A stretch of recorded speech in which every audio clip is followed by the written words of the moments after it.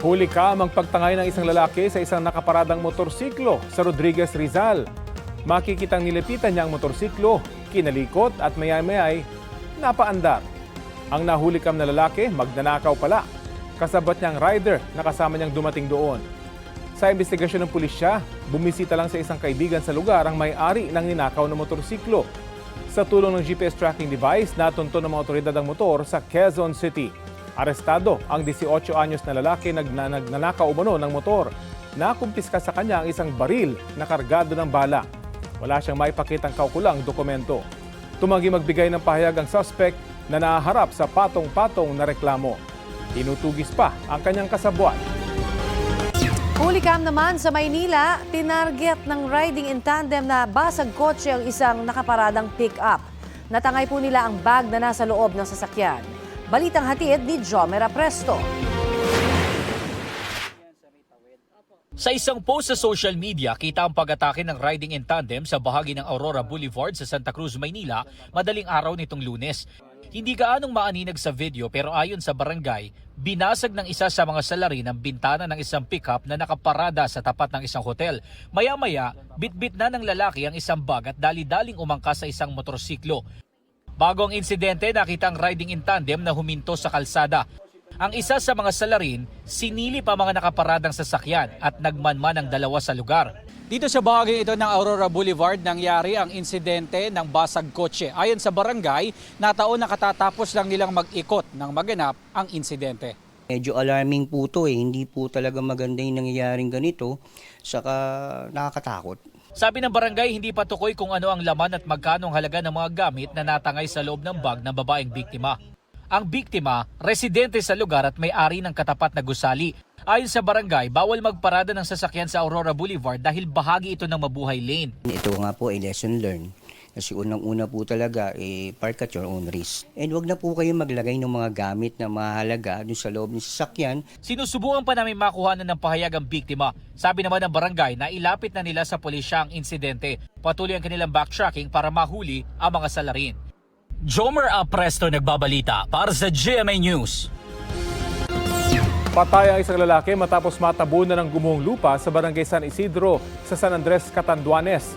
Batay sa ulat ng pulisya, naguhukay sa bundok ang biktima para raw makapagmina ng ginto nang biglang gumuho ang lupa. Nakaligtas ang 14 na taong gulang na binitilyong kasama ng biktima at humingi ng tulong sa barangay. Pero hindi na naabot ang buhay ng mga otoridad ang biktima. Naisugod naman sa ospital ang ama ng binatilyo na isa rin sa mga naghukay. Inimbestigahan ng pulisya kung may nalabag na batas ang mga naghukay. Nakausap na rin ng pulisya ang pamilya ng nasawi. Wala pa silang pahayag sa media.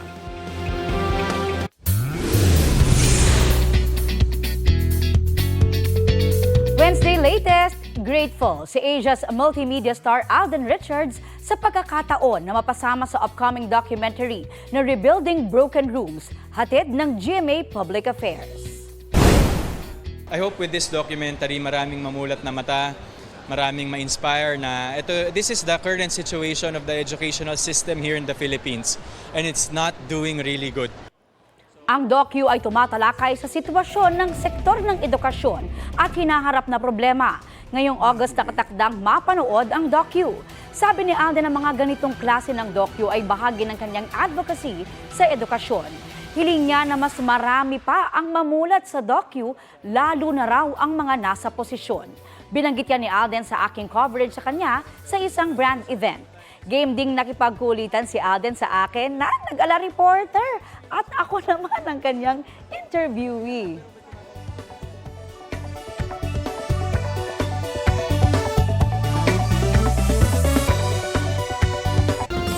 Tuloy-tuloy ang pagbagsak ng level ng tubig sa Angat Reservoir sa Bulacan kahit may mga pag-ulan.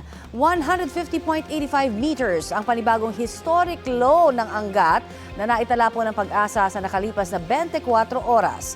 Mas mababa po yan sa sukatan na hanggang 156 meters above sea level at malayo sa 180 meters na normal operating level nito.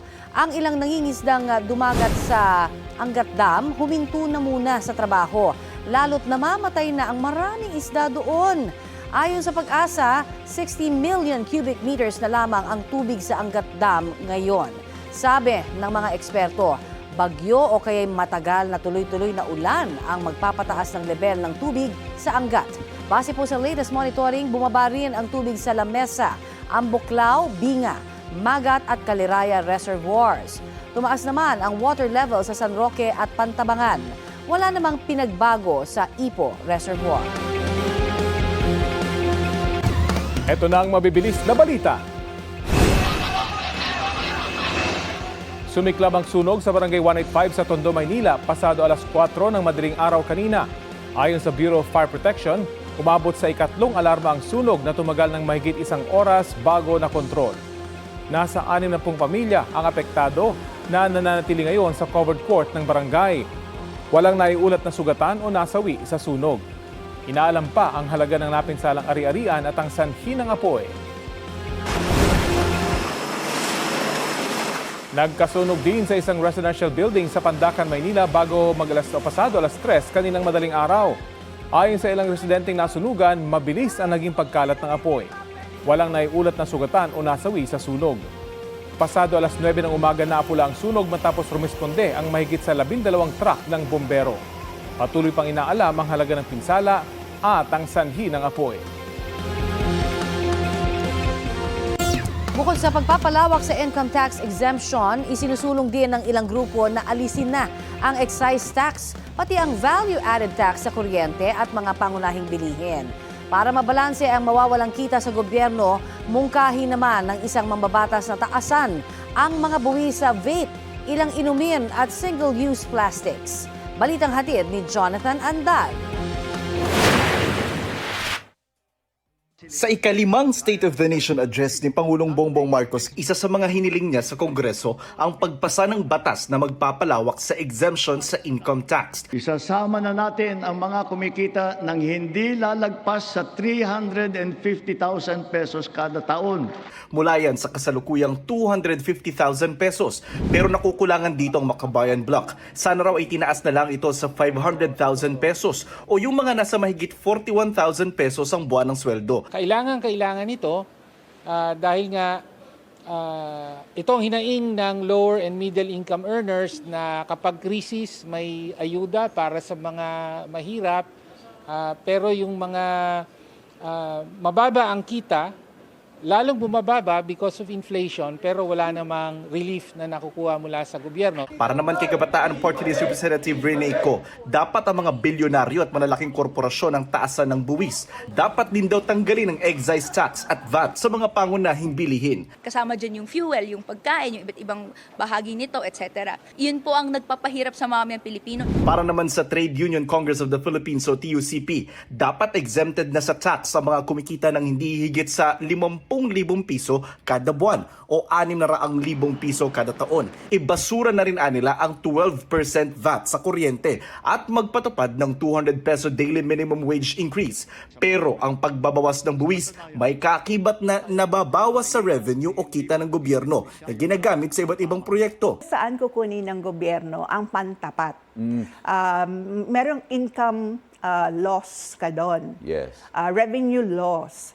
Pero saan mo kukunin? Mangungutang na naman ba tayo? Ang laki na ng utang natin. Ayon kay House Ways and Means Committee Chairman Miro Kimbo, nasa 50 bilyong piso ang posibleng mawala sa kita ng gobyerno kapag itinaas ang tax exemption. Base yan sa taya ng Finance Department. Para mapunan yan, ipinapanukalang itaas ang buwis sa vape at sweetened beverages. Ang recovery natin dito ay manggagaling sa health measures actually.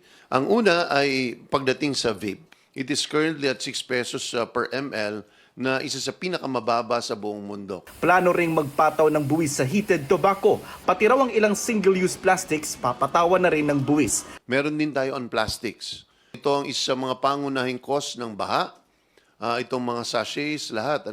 Dati ang panukala ay ang mga sandubag lamang na nasa palengke ang ating bubuwisan. Pero nakita po natin na hindi lang ito ang nagiging cost ng baha. Kailangan po din po natin ito mapatawan ng karampatang buwis. Target ng House Committee on Ways and Means na sa Agosto maipasa na sa Kamara ang mga reforma sa buwis. Bukod sa 350,000 personal income tax exemption, kabilang din sa reforma ang pagtataas ng 13th month pay tax exemption mula sa 90,000 pesos ngayon, plano na rin itong gawing 120,000 pesos. Kung total bonuses, wala po kayong babayarang buwis dyan.